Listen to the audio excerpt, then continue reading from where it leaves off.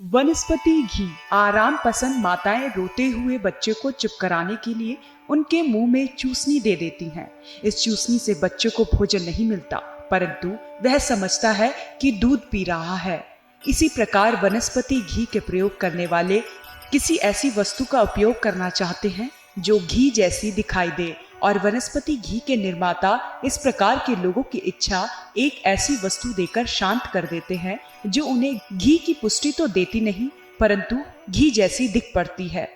माता बच्चे के मुख में चूसनी रखने का उससे कोई मूल्य वसूल नहीं करती, परंतु वनस्पति घी बनाने और बेचने वाले अपने ग्राहकों से नाफा कमा कमा कर मोटे हो रहे हैं। वनस्पति घी तो है ही नहीं, इसमें दूध से बने घी का विटामिन ए तत्व भी नहीं है। अधिक से अधिक वनस्पति घी, वनस्पति के तेल ऐसा अपाच्य अथवा दुष्पच विकार है जिसमें हाइड्रोजन गैस मिलाकर उसे घी के समान जमाने वाला बना दिया गया है। हाइड्रोजन अर्थात हाइड्रोजन मिलाने की प्रक्रिया से शुद्ध वनस्पति के तेल में सिवाय उसको घी में मिलावट योग्य बना देने के और कोई गुण उत्पन्न नहीं होता। वनस्पति तेल और घी में बड़ा भेद तो यही है कि घी पशुओं से उत्पन्न होता है और विटामिन ए तत्व भी प्रायः जीवों से ही उत्पन्न होता है। अतः जिन वनस्पति घी में विटामिन होने का दावा किया जाता है उनमें भी विटामिन ऐसे ही तेलों से प्राप्त करके मिलाया जाता है जो जीव जंतुओं के शरीर के अंग होते हैं,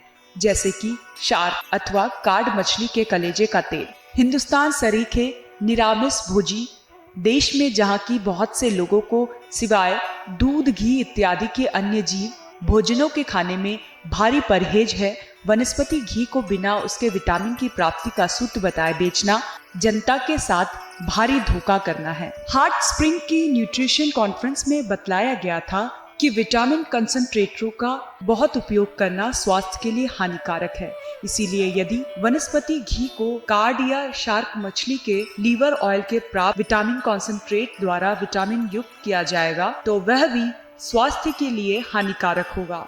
एक बात और भी है, तेल को हाइड्रोजन के लिए किसी कैटालिटिक एजेंट सहायता वस्तु की आवश्यकता होती है। वनस्पति घी के निर्माण में साधारणतः कैटालिटिक एजेंट के रूप में निकल धातु का प्रयोग किया जाता है।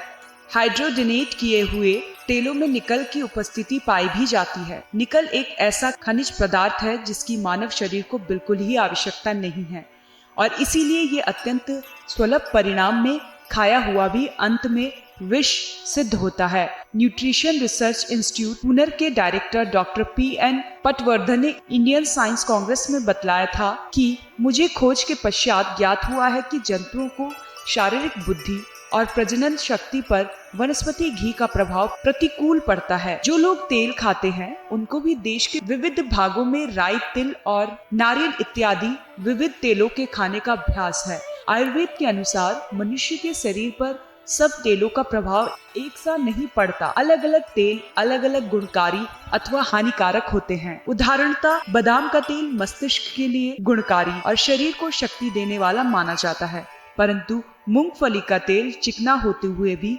मस्तिष्क के लिए हानिकारक माना जाता है। इस दृष्टि से सरसों, तिल और नारियल के तेल मूंगफली के तेल से कई बेहतर हैं। वनस्पति घी के अधिकतर कारखाने मुख्यतः मूंगफली और बिनौले के तेलों का प्रयोग करते हैं। ये दोनों तेल घटिया हैं और इसीलिए साधारण तेल के स्थान पर भी यदि वनस्पति घी का उपयोग किया जाए तो उससे उत्कृष्ट वनस्पति का तेल लाभ प्राप्त नहीं होगा। जनता को शुद्ध भोज्य पदार्थ मिलने के लिए जो कानून बनाए गए हैं उनके द्वारा वनस्पति घी निर्माताओं के लिए यह नियम अनिवार्य कर देना चाहिए कि वह अपने माल के लेवल पर स्पष्ट रूप से यह घोषित करें कि उन्होंने उसे किस तेल से तैयार किया है और उसमें मिलाया हुआ विटामिन किस सूत्र से प्राप्त किया है। वस्तु स्थिति के उपरोक्त प्रकार होते हुए हमारी समझ में यह नहीं आता कि साबुन बनाने आदि औद्योगिक प्रयोजनों के अतिरिक्त वनस्पति घी बनाया ही क्यों जाए। वस्तुतः घनी या कुल्लू से निकले हुए वनस्पति तेल सुपाच्य और शुद्धता के लिहाज से